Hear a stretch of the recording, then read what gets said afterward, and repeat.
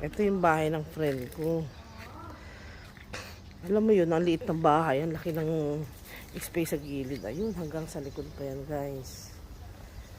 Ito yung bahay niya. Tapos, meron pa siyang mangga. Ayan, meron pa siyang mangga, guys. Ito yung friend ko. Yan. Makita ko sa inyo yung friend ko. Ayun, oh. Takot sa init. Aswang. Be, malungkot ka ng mangga, be. Oo na, oh.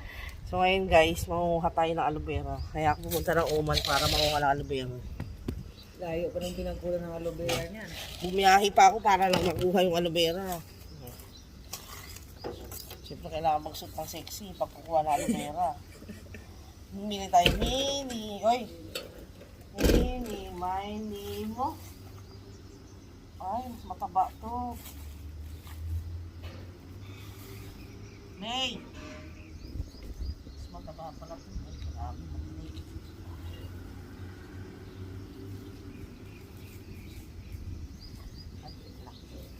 Ayan. Sakit pala ito sa balat. Panakit. Ito lang maliit ako. Oh. Ano ba ito? Dami harina dito ah. Ito na lang kukunin ko. Medyo maliit-liit. Grabe.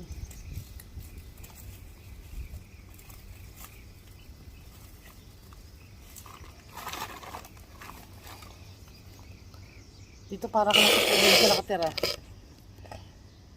Tapos may mangga pa mamaya. Akit naman ako ng puno. Mangga naman. Busin ko yung tanim niya, guys. Kala niya dinalaw ko siya. Hindi niya alam yung halaman niya yung pupuntahan ko. Ang dami dito, oh. Pero yung maliit lang gagawin ko. Kasi nga,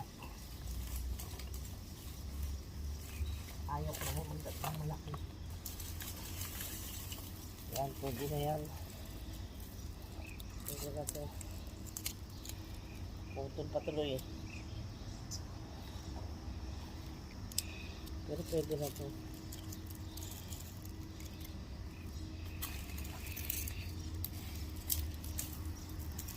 Daming malalaki kaso baka kasi masira sa biyahe kaya ganyan na lang.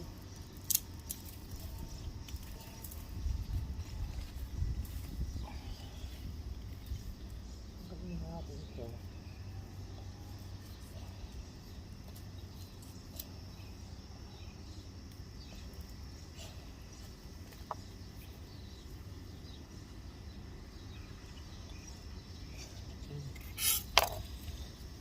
Yehey! Nakakuha na tayo ng aloe vera.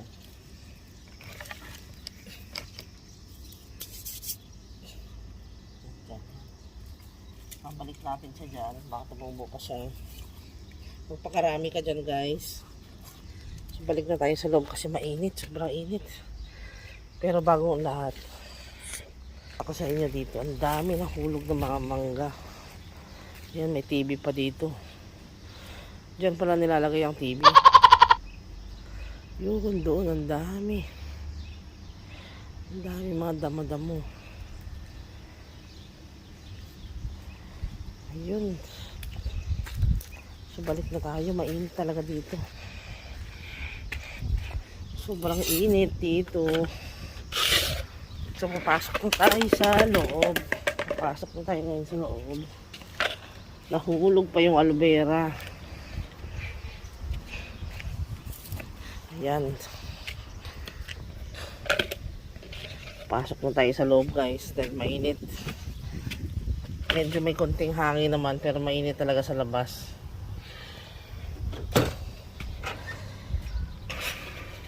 Oy, saan kukunin yung mga lupa-lupa?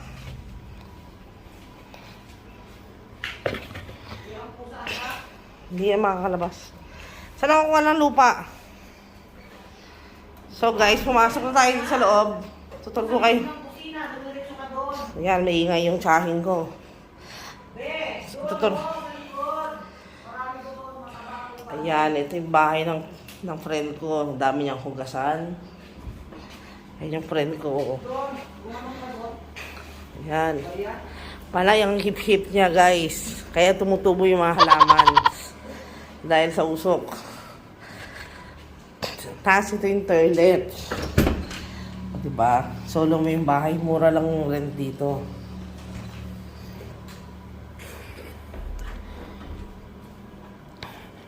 Tapos ito yung kwarto niya. Oh, diba? Taray.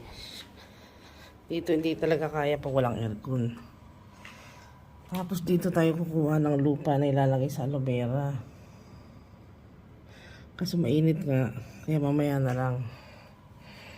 Ayan. Ganyan mga bahay-bahay dito. Ayan. Dito hindi hirap yung engineer kasi drawing ka lang ng square. Yun na yun. Hey guys. Buha tayo ng lupa dito sa Oman.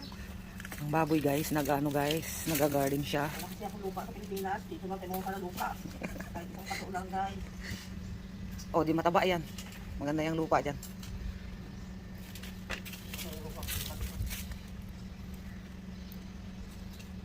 Ano nasunog naman po? May nagsunog nga dyan ng basura siguro. Mataba nga yan eh.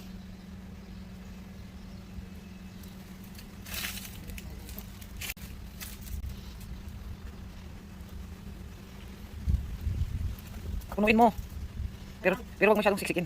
Para hindi mamatay. Ha? Para hindi mamatay. Hindi. Lakas tama mo eh. Katanghali ang tapat eh. So guys, kung wala tayong lupa, matapag yung lupa ito. Tandaan kayo yung mga damo matinik yan.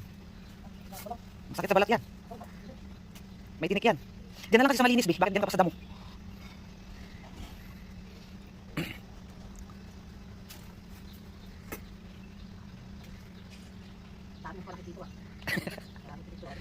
Kaya mahirap ito gagamasan kasi matinik tong damo. Kailangan naka-gloves dito. Bi, may ahas, Bi. Natakot siya, guys. Kapal na pala ng damo dito. Kailangan na talagang damuhan, guys. Eh baka ahasin tayo, guys. Tapos, tumatay ako eh. Nandun pala sa inyo duro, nakabunga ng sawa. Oh, yung gusto nila yung mga masisikip dyan, sa hose na yan. Papasok yan sila dyan. Kailangan talaga paggamasa na yan. Luwang ng gardinan dito, pag taglamig, yari ito sa akin.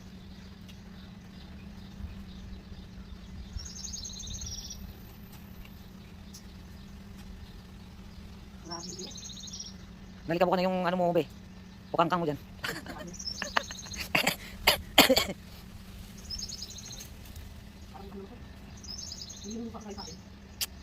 Basta mataba yan. Nabuhay nga yun dito, isa yung aloe vera eh. Bakit kasi hinahawakan mo yung ano? Hindi ka marunong mag-garden?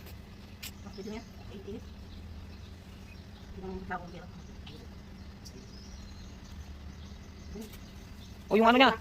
Bakit kasi dinala mo pa yan? Hindi nga pati. Hindi ah. Hindi yan uling. Ang init! Sunog ang mukha mo. Be, daming mangga be. Nabulok na.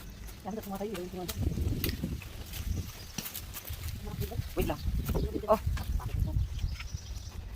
Ay, ang hirap. Grabe yan na yung nakuha ko guys. Oh. Tsaka na lang bibili ka niya ng init. Sobra.